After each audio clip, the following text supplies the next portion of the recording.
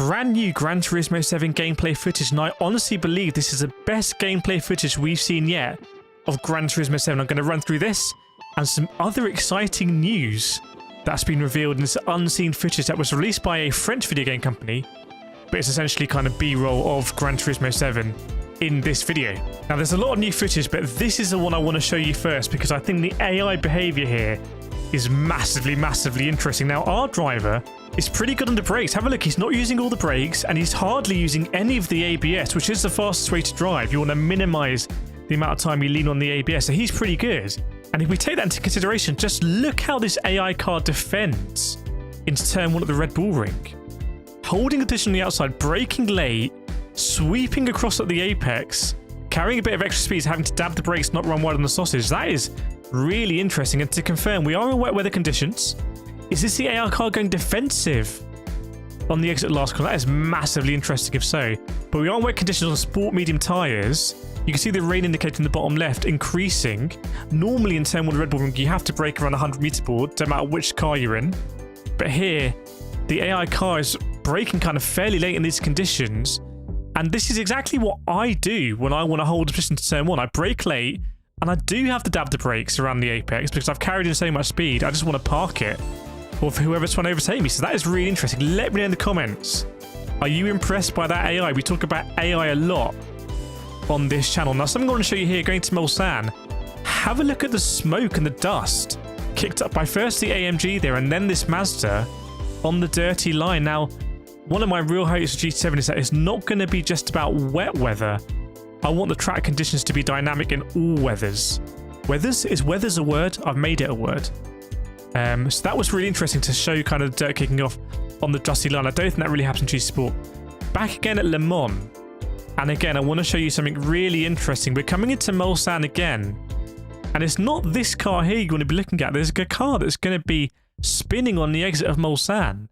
And if this is an AI car doing that spin, well, that is really interesting. Maybe caught up by the conditions. I don't know. You don't see that in Gran Turismo Sport at all. And I've spun there on the exit of Mulsanne in iRacing. It's a tricky corner when you lay down the power in something like one of these Group 1 beasts. In fact, I want you to imagine in a multi-class race at Le Mans in GT7 in an LMP1, and it's the last lap and you've got some GT3s ahead of you, and they're struggling and they're spinning. Just imagine how kind of tense that might be. Back at Trial Mountain now. I'll keep that in.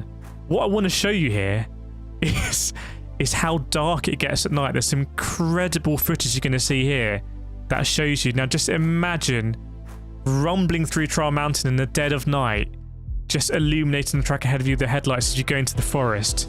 You're going to see it here. It really is some absolutely stunning footage. Here it is. I mean, I can't wait for that. Back at Le Mans now. Some more kind of multi-class racing now. By the way, if you do want to see me race on GT7 immediately when it's out at midnight, make sure to subscribe to the channel. And if you've been here a few times, I would really love you to subscribe to grow this channel. I'm a fully independent guy and I love racing. Now, at Le Mans here, this transition here at daybreak, I'm lucky enough, I've done 24-hour races in motorsport in real life in the United Kingdom. And that feeling at 4 or 5 a.m. in the morning, if you're out on track, nothing like it. And it looks like, I just hope we can do 24-hour races in GT7 and people get to do that 4 or 5 a.m. stint where the sun's coming up and you just feel on top of the world. Now, something I want to show you again. Let me grab that footage here on the right. This is the timing from the race at the Red Bull Ring. Look at the difference in times as the track gets drier. That is absolutely massive. Almost 20 seconds faster on lap 3 than lap 2. I mean, that will bring tyre choices into play. Do you get on the wet weather tyre? Because at the moment, the pit stop time at Red Bull Ring is massive in GT Sport, as you may know. So maybe worth getting on a wet weather tyre. You know, just big differences. People are going to get caught up by strategy. That's the kind of stuff that gets me really excited for Gran Turismo 7, and I can't wait to play it midnight when it's released on March 4th. I'm going to be there. So do make sure to subscribe if you want to see that. It would be great to have you on board as we really ramp up now. It's been a long time coming, but I'm hyped. I'm ready. Let's go. Here's some more videos, by the way. If you're new to the channel, go check out some of these videos. I've been covering Gran Turismo 7 for a long time and talk pretty much about everything. So go knock yourself out if you want to see all about other stuff in Gran Turismo 7, including whether free roam should be in. I think it should be in. It's not confirmed. I'll see you next time.